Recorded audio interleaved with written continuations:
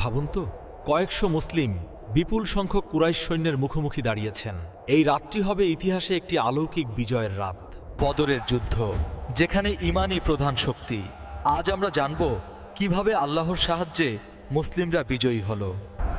সূর্য উঠতে শুরু করল, আর ঠিক সেই সময় দিগন্ত জুড়ে দেখা দিল কুরাইশ বাহিনী।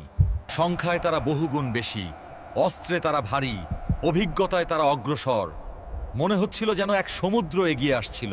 অন্যদিকে মাত্র ৩১৩ জন সাহাবী দাঁড়িয়ে আছে।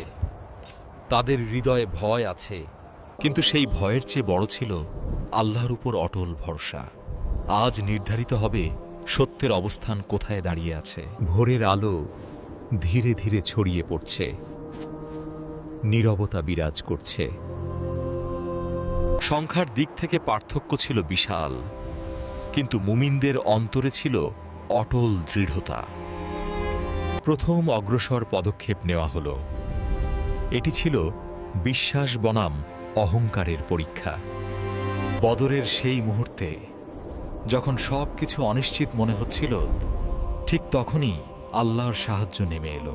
স্বর্গীয় সহায়তা পাঠানো হয়েছিল মুমিনদের দৃঢ় করতে। আকাশ যেন বদলে গেল। বদরের ময়দানে সেই অদৃশ্য শক্তি ধীরে ধীরে দৃশ্যমান হতে শুরু করল। সংখ্যায় কম হলেও তারা ছিল বিশ্বাসী, কারণ তারা জানত আল্লাহ তাদের সাথে আছেন। সূর্য উঠতে শুরু করল। বদরের ময়দান নিস্তব্ধ হয়ে গেল।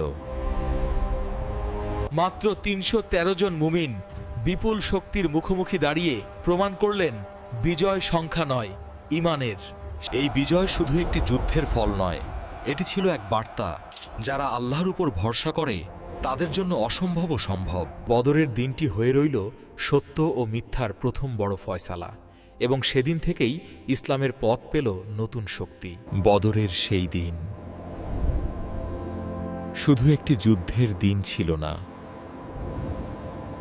সেটি ছিল বিশ্বাসের পরীক্ষা, সাহসের পরীক্ষা এবং আল্লাহর উপর পূর্ণ ভরসার পরীক্ষা।